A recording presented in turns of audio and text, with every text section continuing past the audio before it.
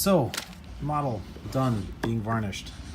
3 coats, letting a full day dry between each. Does have a little bit of a satin sheen to it, but for the most part it is all set and good to go. So now I'm just going to add some final basing effects. I've already painted the base with brown and green, and then overlaid it with camo shade wash to kind of give it that green kind of base. So first thing I'm going to do is I'm going to add reeds. I use this field grass from Woodland Scenics. Just grab out a little bit here.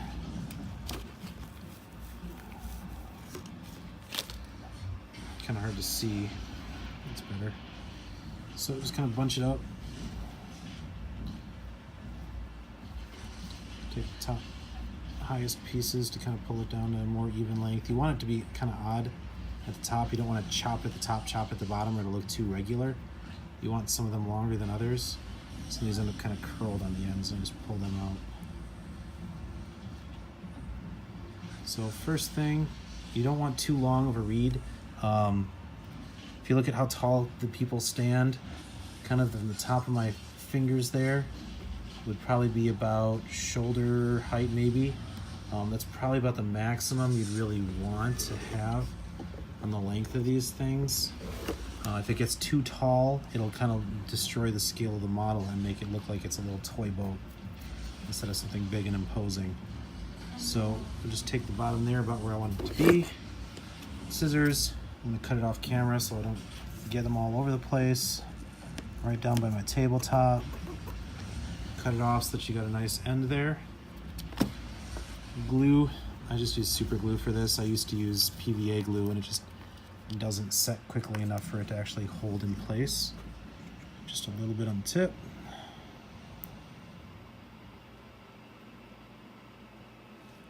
A little bit of super glue, and then you just hold it where it's going to go.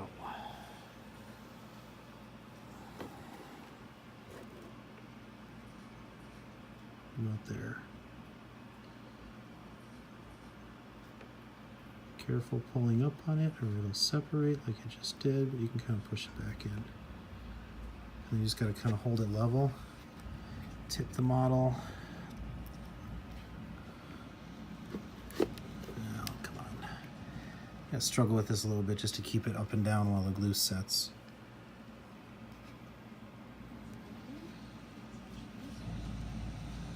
Once it starts going, it's going to want to kind of stay.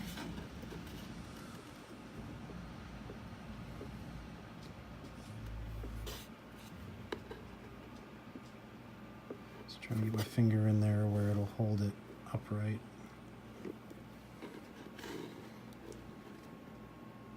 About like that. And just hold it for like a good 10-15 seconds, let it set.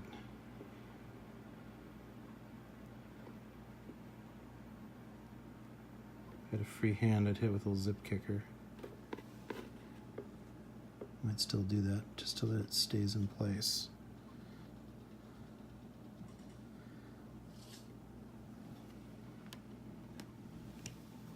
There you go, one reed done. Get out the zip kicker, hit that a little bit.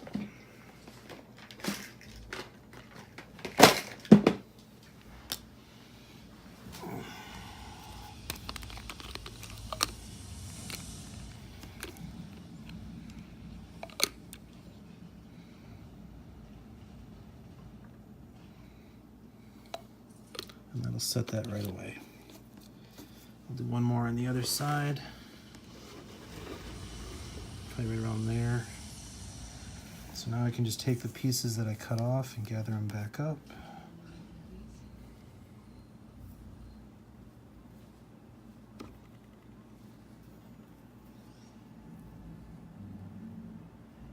And kind of tug on them just a little bit to kind of give them an irregular ends, because right now that's the end that I cut. So once again, don't want to make it too long. I'm just going to cut it right about there, off screen, so that they don't go everywhere.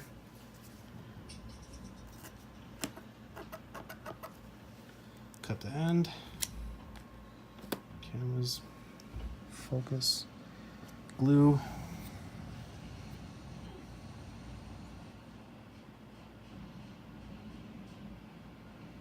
Got one little one sticking out the end there. I'm just going to pull out of the way. And the rest of this just set on there.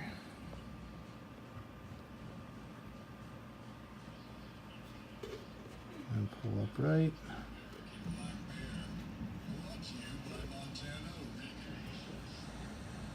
And then hold it up.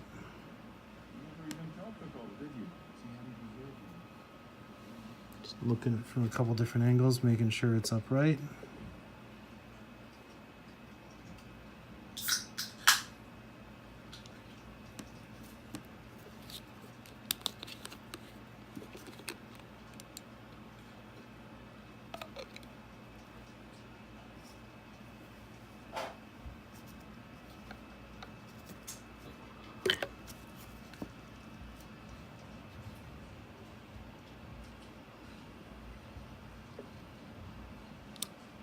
And just a touch of the zip kicker to lock it in place. So, couple reeds. I don't want to overdo it. There's really not a lot of base area I've put reeds on anyway. Those are done. Reed on one side, reed on the other, just to kind of emphasize that we're in a swamp. For water effects, I use this stuff right here. Golden soft gel gloss. Kind of has the consistency of like an egg white or like a shampoo, I guess.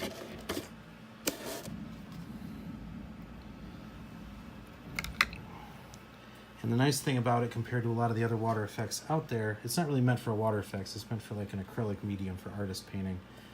I was walking through the hobby store and I happened to notice some dried paint swatches that had it on top of it, and I was like, hey, that kind of looks like a clear water.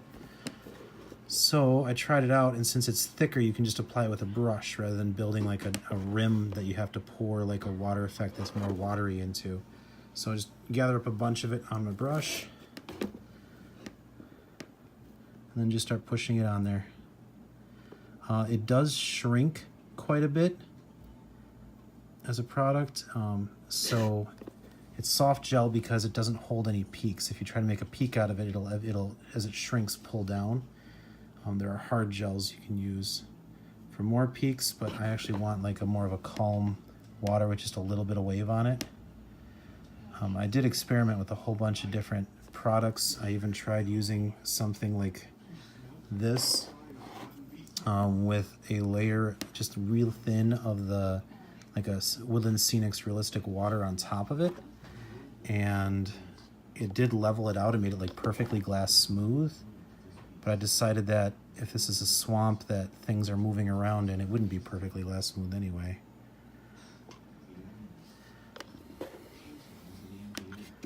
So what I'll do, I'll just go right up to my rim, but you can see that I can have some control over where it stops instead of having it run right off.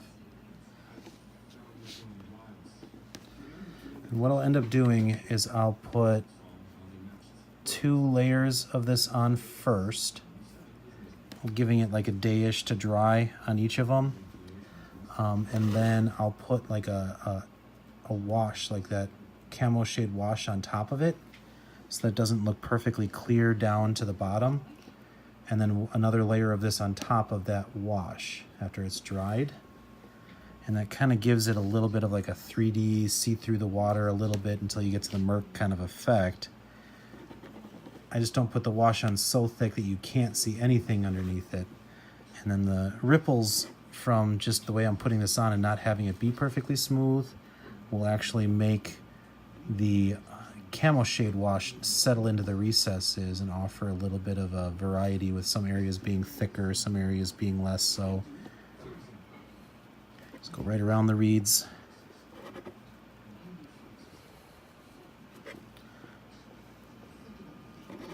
You can go kind of thick with it. If anyone has any questions, make sure you're clicking through to the actual video, not the post where it's being shared somewhere. It does dry clear, like I said, but it can take a while. And when I say a while, I mean like several weeks to become perfectly clear. But after a day, it'll be hard enough that you can put another layer on it, or some wash or whatever you want to do. and then and just look a little cloudy. And then after about, I've had it take as long as a month or so, and then it just becomes perfectly clear for you after it completely off gases. It's gonna be fun trying to get this all down under here. If you do put it on something else, you can wipe it off, but it will leave a gloss sheen to it. It'll almost act like a gloss of varnish. So you'll have to go back over it with like a matte varnish on top of it.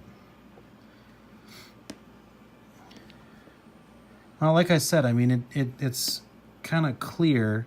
It just has a little bit of a cloudiness to it. So it's not like it's completely bad. It's not like if I had to submit into a competition, I would really mind having that cloudiness. In fact, I've tried to duplicate it sometimes, because if you have like people tromping through a swamp, it's not going to be, I mean, you're going to have the murkiness from the wash, but it would have a little bit of a froth to it, a little bit of white in it. But I've not been able to really duplicate that very well.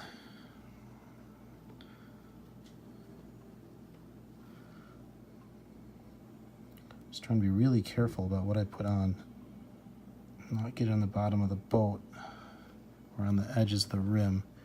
Normally when I'm done with all the water effects and it's had a little while to dry again, I'll come back with a matte varnish and just hit the rim again, because I almost invariably get a little bit of this on the rim and wipe it off and then lift with like a glossy spot.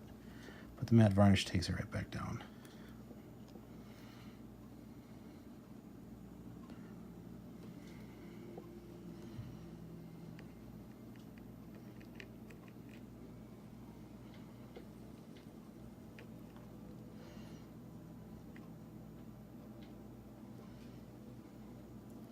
And like I said, I mean, after a day, it's dry enough that you're not going to disturb it with touching or playing with, you know, on the table or anything like that. It kind of forms like a shell and it's hard. And what's underneath isn't soft, it's just not completely off-gassed and clear, I would think. Not completely dry all the way through or set.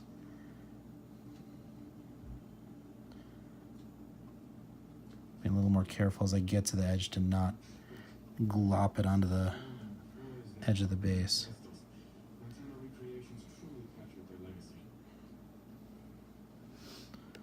There's probably a better way to apply this. I haven't figured it out yet. Like putting it in some kind of tube and putting it on that way.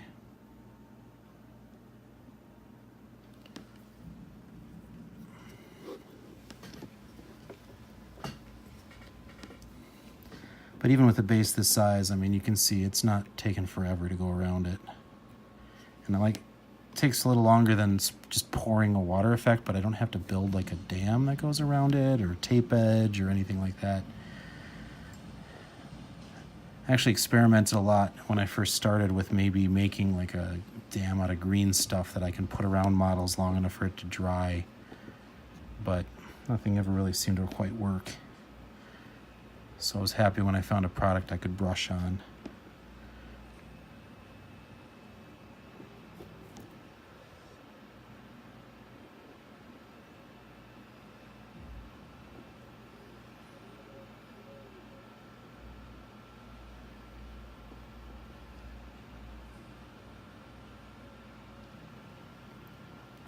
You probably are going to want to have at least 3 layers of it though.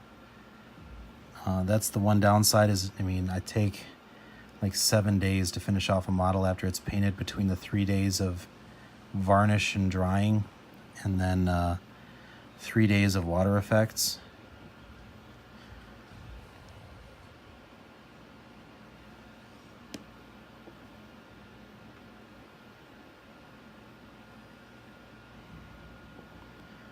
Since this does dry down pretty far.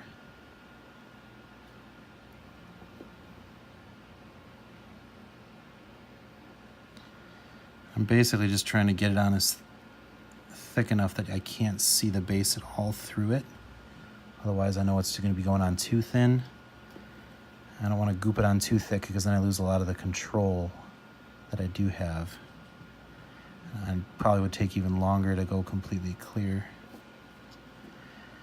It's kind of funny, when I was first testing this out, I would just take the caps to like Gatorade, Powerade bottles and put some sand on them with PVA glue, prime them, quick paint, test out different water effects. And when I did this and I got that little bit of a cloudiness to it, at first I wasn't very happy with it. Although people did point out to me that, you know, it would be frothing around as people are riding around in it, so it probably looked pretty good. And then I happened to notice them a few weeks later, and they were completely clear. And I was like, oh, okay, well, I guess I just had to let it give more time before it gets to that state.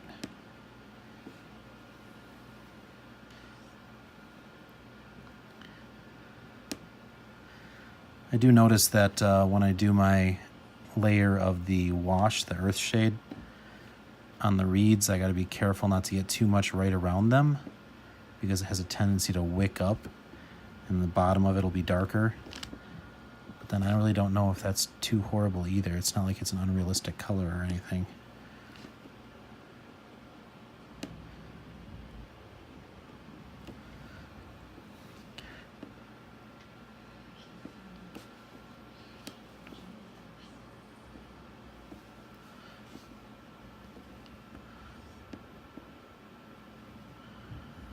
So I got where it was heaviest underneath it, where there was the most base showing. The rest of this will go pretty fast.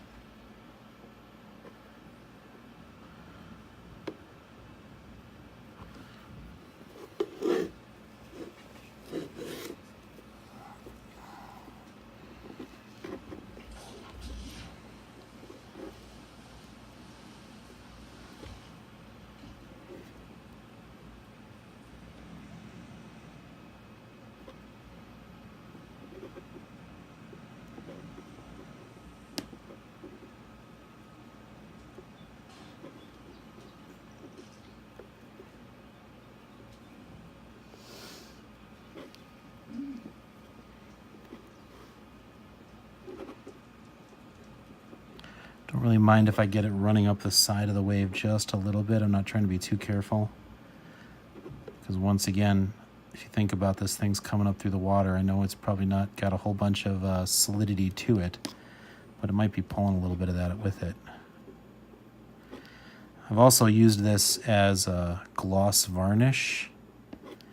I don't like doing it very often because I kind of feel like putting glossiness on a model to make it look wet or whatever, it kind of makes it look more like it's a small model, just with the way the light plays on it. And you're better off painting on your gloss kind of look with highlights and whatnot. But there are times when really it's just the best thing to do. When I got my Coven models, won them in a contest, and someone else painted them as part of that prize. And I redid the bases with the water effects and everything, but the egregore they had with the green stuff and the wire going through it to keep it down on the base rather than a, clear flight stander having one of the spikes down or whatever. He had kind of this black inky stuff going off of it at 3 different parts that went down to the base to hold it up. And I just could not get a satisfactory looking glow on it from all the different angles you'd have to see. So I ended up just kind of taking this stuff all the way up the side of it onto the base, onto the black tendrils coming off of it to give them a glossier look. I think it does work a little better when it's a larger area. Just little tiny things that are glossy just ends up kind of making it look kind of plastic.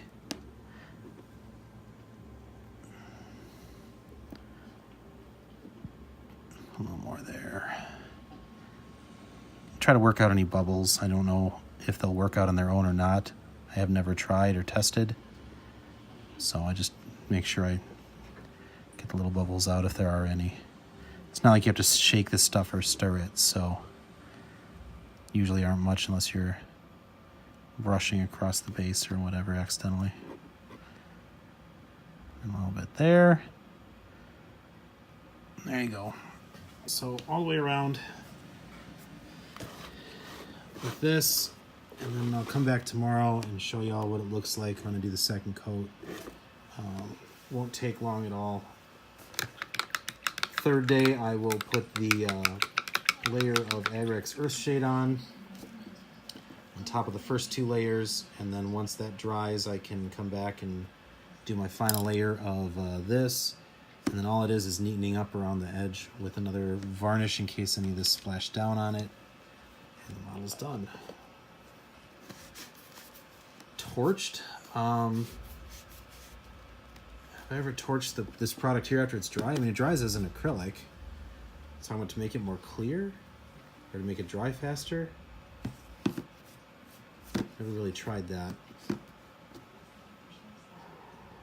mean, it dries really glossy as it is, so I don't know what that would accomplish. I don't know. I mean, like I said, it really doesn't bother me. All it means is that I just take like an extra few days before it's clear enough that I'm happy enough to take a photo, and just waiting. Yeah, I mean, a hair dryer or being in a more dry environment certainly might help too, but I'm not going to create a drying room just for the models and possibly end up warping the resin to boot with a model like this. But unfortunately new. I still have little kids. The question was if I would be going to Lock and Load this year. I haven't been to any of the large conventions yet since I started. It could be that once they're old enough to come with me and now to drop them on the wife for a weekend, then maybe I could go to some of the conventions. Probably, since I'm out of Milwaukee, probably would start with more like Adepticon and War Machine Weekend in St. Louis. Although a trip out to the coast might be nice as a family kind of adventure. We turn to a question and answer session. Denny Zero, I think I would not probably use her very much if she keeps a defense debuff because it would be very hard to land. If people want to use that as a reason to say that we should tone the models down, then so be it. That just means I probably wouldn't use it outside of very specific situations.